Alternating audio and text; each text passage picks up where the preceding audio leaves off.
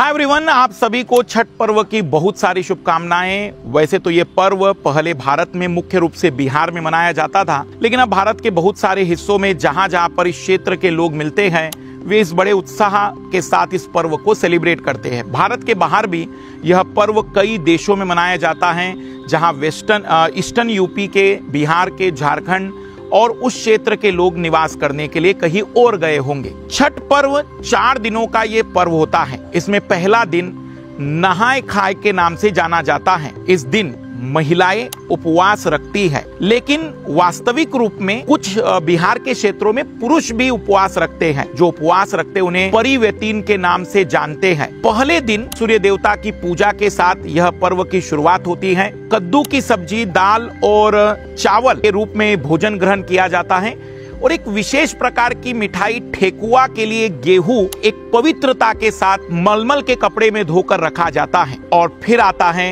दूसरा दिन। अब दूसरे दिन खरना त्योहार के रूप में कह सकते हैं कि ये दूसरा दिन होता है। इस दिन जो व्रती होते हैं परिव्यतीन, वह दिन भर में केवल एक ही बार भोजन ग्रहण करते हैं। अब बिहार में कुछ जगह पर हम कह सकते हैं कि दूध और चावल का भोजन ग्रहण किया जाता है। कुछ जगह पर बदलाव के साथ चीजें मिलती है। इस दिन चांद के आने से पहले अंतिम बार जल ग्रहण करने के बाद अब 36 घंटे का सबसे कठोर उपवास प्रारंभ होता है। तीसरे दिन पहला अर्घ प्रारंभ होता है और इस दिन व्रती शाम को डूबते हुए सूर्य को अर्घ मतलब पानी प्रदान करते जब तक कि सूर्य पूरी तरह से डूब नहीं जाता। दुनिया में शायद ये इकलौता ऐसा पर्व होगा जहां डूबते हुए सूर्य को अर्घ दिया जाता है। इस दिन व्रती और पूरे परिवार के लोग जो बनाई गई मिठाई ठेकुआ होती है उसके साथ अर्घ देने के लिए उपस्थित होते हैं। और चौथे दिन दूसरा अर्घ बिल्कुल सुबह 3:30 बजे या 3 बजे के आसपास व्रती और परिवार के लोग पुनः किसी नदी या तालाब के किनारे उपस्थित होते हैं और इसी दौरान कच्चा दूध और चीनी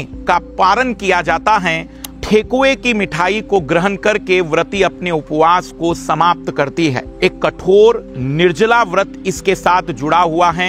यह एक पवित्र समर्पण और निष्ठा का त्योहार है।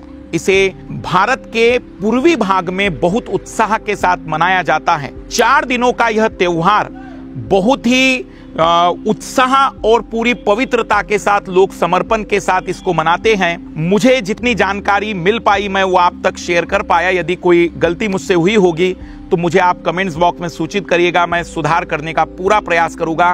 पुनः आप सभी लोगों को छठ पर्व की बहुत सारी शुभकामनाएं। बाय, धन्यवाद।